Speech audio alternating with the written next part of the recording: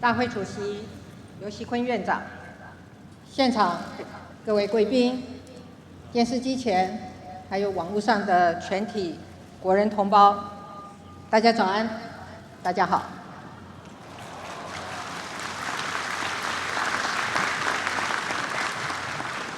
今天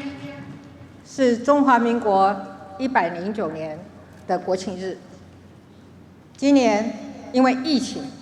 庆典的规模缩小了，但所有的国人同胞，无论身在何处，都发自内心庆贺中华民国台湾度过了重重挑战的一年。2020这一年，在新型冠状病毒威胁下，无论是台湾或者是全世界，都是惊涛骇浪的一年。但是，也因为这场全球性的危机，才让国际社会看到台湾坚韧之岛的特质和能耐。我们没有封城，没有关闭学校，也是世界上少数还能够在管制措施下开打职棒、举办大型艺文活动的国家。我们更展现了傲人的国力，将防疫物资送到世界各地。从今年3月以来，有超过3300篇国际媒体报道，都在谈论台湾的防疫表现。台湾在国际上的面貌越来越清晰，比过去任何时期都更加的亮眼。这样的成就要归功于全体台湾人民的团结合作。除了最辛苦的医护和检疫人员，我们也要感谢制造业携手投入防疫物资生产，科技业开发 APP， 药师朋友、超商的员工协助发放口罩，还有我们所有的民众井然有序的配合各项的防疫措施。我们也看到海外归来的国人依规定居家隔离检疫，旅行业者提供防疫旅馆，租赁车业者提供防疫车队，餐厅、娱乐场所落实实名制规定。因为全国上下一心，我们守住了疫情的防线，让台湾成为世界的模范生。当日本的森喜朗前首相、捷克的韦德奇参议长、美国的阿扎尔部长和克拉克国务次卿相继来访，表达他们对台湾的敬意的时候，相信许许多多的国人都感到无比的振奋。透过因应疫情的挑战，我们证明了国家在逆境中的生存能力，建立了国民自信。更重要的是，我们团结了，因为我们深刻地体会到守护家园的重要。所以这一年确实是一个辛苦而险峻的一年，但也是丰收的一年。今天的大会中，邀请到各行各业的防疫英雄来为我们领唱国歌，其中有很多我们熟悉的故事，像是赖碧莲护理师脸上光荣的口罩压痕，或者是张婉儿护理师瞒着家人出任务，陪伴血友病少年返台的感人的事迹。还有更多的无名的英雄不曾被报道，因为这一场战役有太多人的投入，有说不完的故事。我要请现场的好朋友用最热烈的掌声，再一次给我们的防疫英雄们满满的感谢，谢谢他们为台湾所做的付出。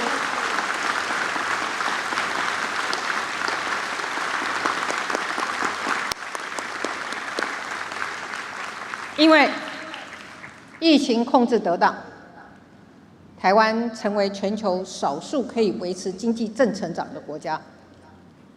我们也为了疫情后的经济发展超前部署，6大核心战略产业正在积极规划推动，前瞻基础建设计划也已经分期编列特别预算，加速进行当中。最让我们感到振奋的是国人及企业对台湾经济发展的信心更强了。台湾资本长期以来外流的趋势已经反转过来了。我们迎来几十年来最大规模的资金回流潮，台商返台投资已经超过新台币1兆元，还有数以千亿计的，谢谢我们的台商朋友，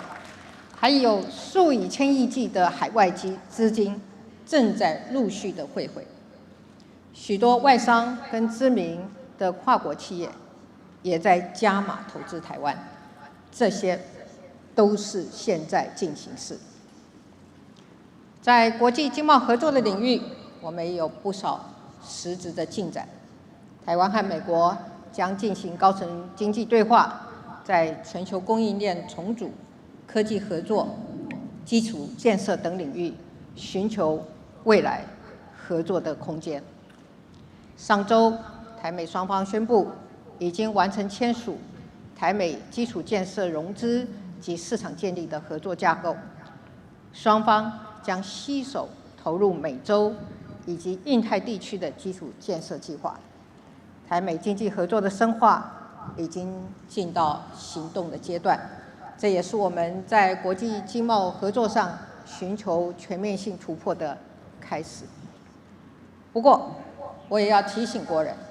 全球疫情还没有结束，疫情带给各国的经济社会层面的复杂的挑战仍然是很严峻。展望未来，我们还有更艰巨的挑战等着我们去克服。疫情后世界经济的复原，人类生活形态的转变，全球以及区域贸易情势的剧烈的变化，还有经济秩序的重整，每一项都考验我们经济的续航力以及整体的应变能力。面对数十年来最大的内外变局，台湾会持续展现我们的韧性，政府会掌好舵，朝3个策略方向前进，打造大家所期待的新台湾经济。首先，我们要全方位的投入供应链的重组。现在，全球供应链的快速解构跟重组是一个不可逆转的趋势，各地台商也正朝向区隔市场、转移生产基地、回来投资等方向加速调整。我们已经在推动的5+2产业创新、6大核心战略产业、兆元投资计划、新南向政策、台美经济合作、参与区域经济整合等等，都和供应链重组息息相关。我们会将这些相关的政策跟计划串联起来，并且整合政府跟民间的资源，以及跨部会的能量，全力全方位的投入，让台湾成为全球供应链不可或缺的关键力量。第二，我们要打造台湾成为国际资本、人才及数位技术汇聚的重镇。未来供应链的重组最关键的元素是资本、人才以及迈向数位经济时代的核心技术。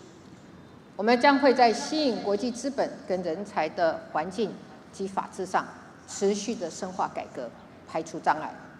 同时也会透过国际交流、产学合作以及双语国家政策的努力，积极培育国内的产业人才。另外一方面，我们也会运用台湾在资通讯、半导体、物联网、人工智慧等优势，开发及掌握核心技术，加速推动产业跟经济的数位转型。第三，我们要全力落实经济与社会的均衡发展。疫情后的经济产业的发展，可能会有失衡的风险。资金供给的大幅的增加，也可能带来后遗症。所以，未来政府会更加重视资源合理分配，照顾因为经济转型而受冲击的弱势族群，加强促进青年就业，引导资金进入最有效的利用，让台湾经济再起的红利，可以让全国的人民来共享。当然，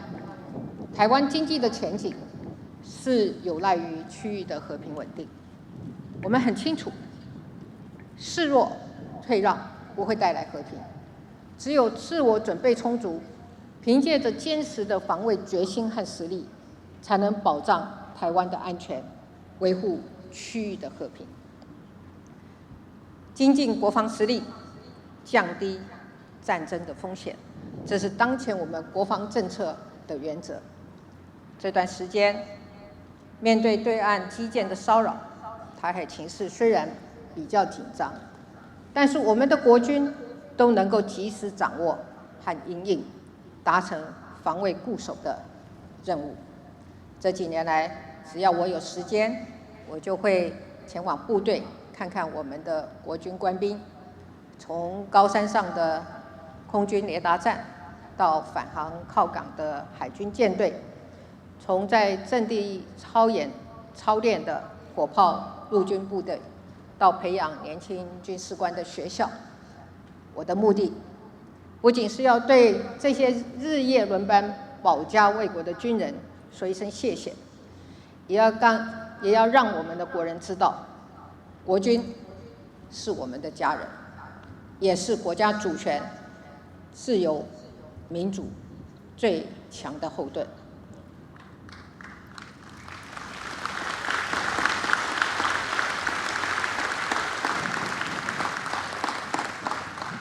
在跟国军官兵互动中，许多故事坚定了我的信心。我还记得，当我到第一线空军部队的时候，警戒室里随时准备紧急出勤的飞官，充满信心地告诉我，务必将空防交给空军。我也记得，我在陆军公训中心看到我们女性军官带领的工兵同袍，展现出逢山开路、遇水架桥的气魄。在海军水下作业大队，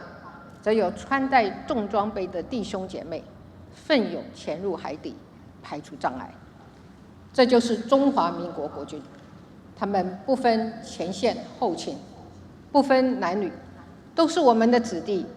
都有共同守护国家的信念。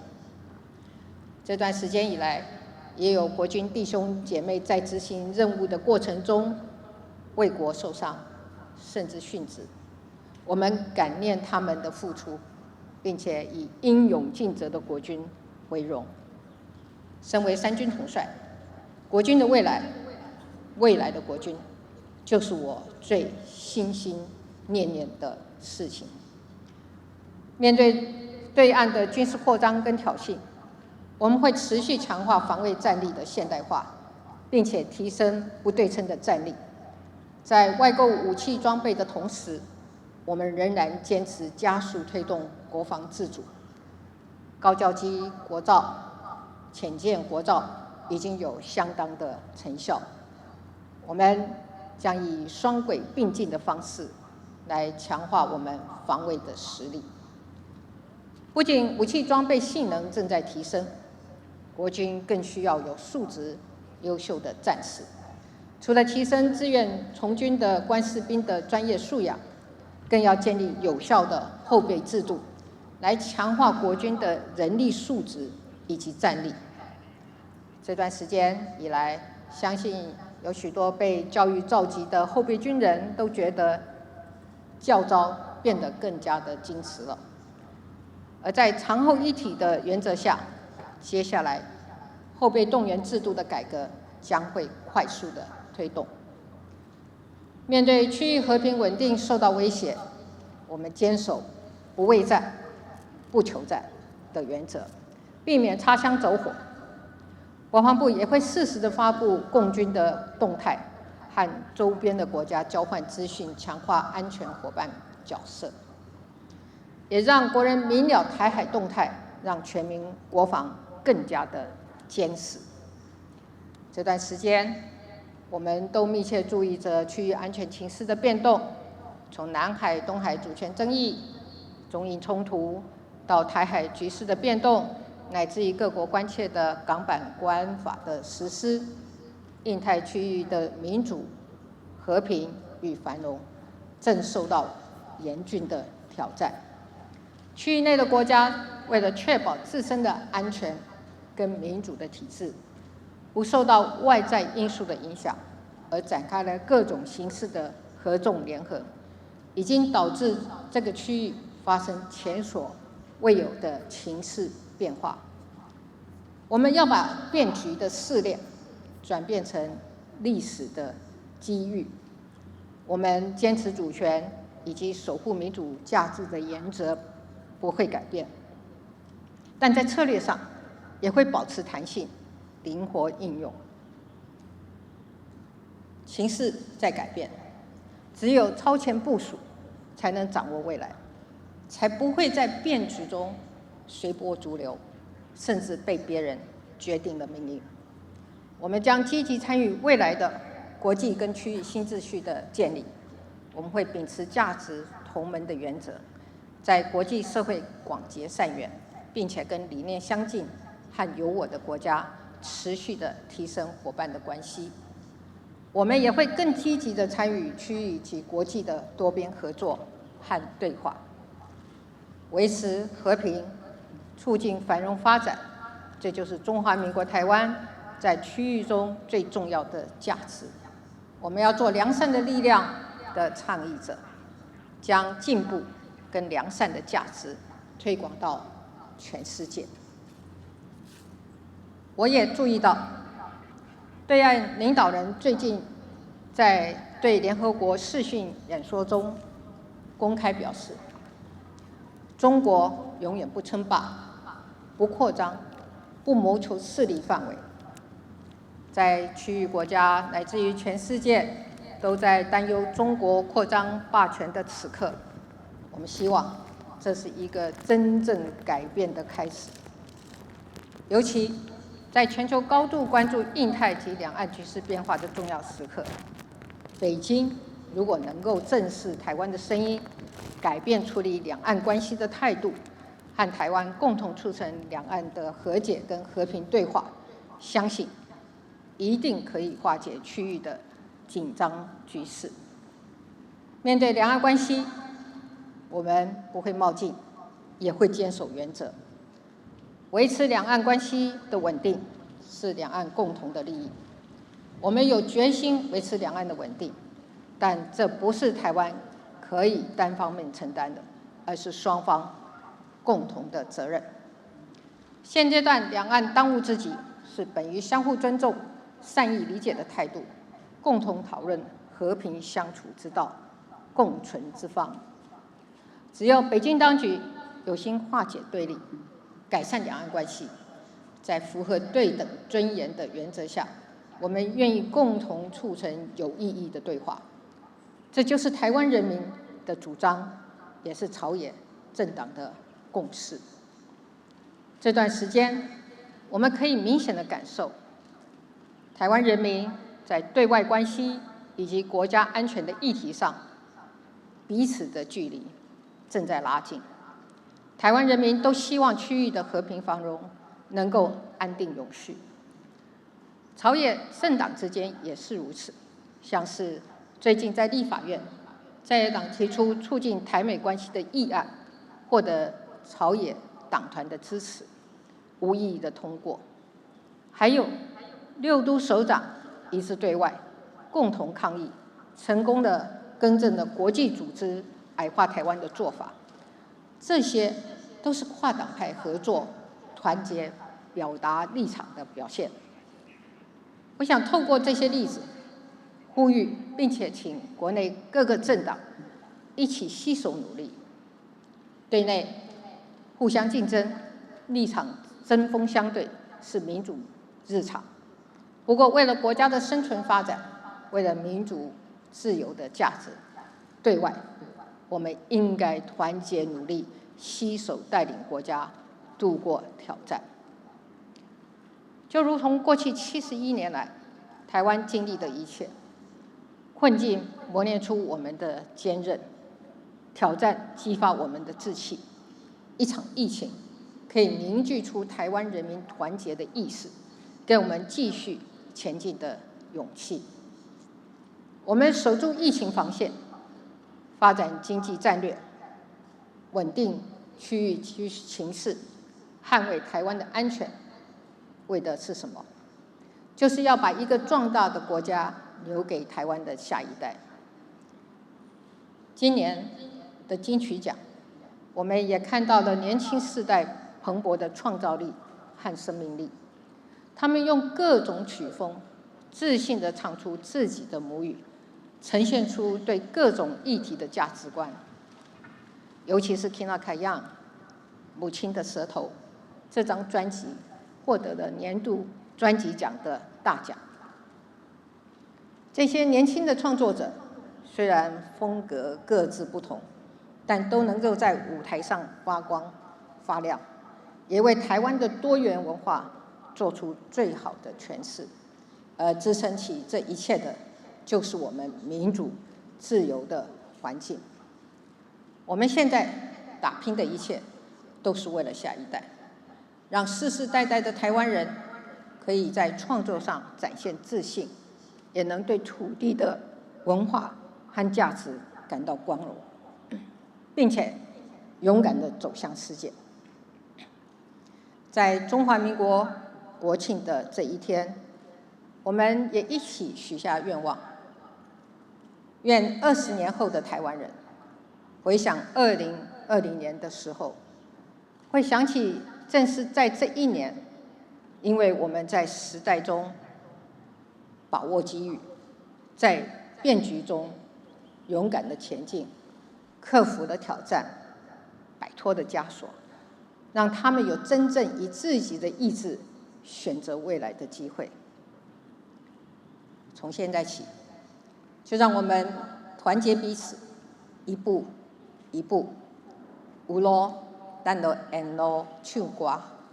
无路咱就撩起过岭，一起朝有光的地方前进。中华民国生日快乐！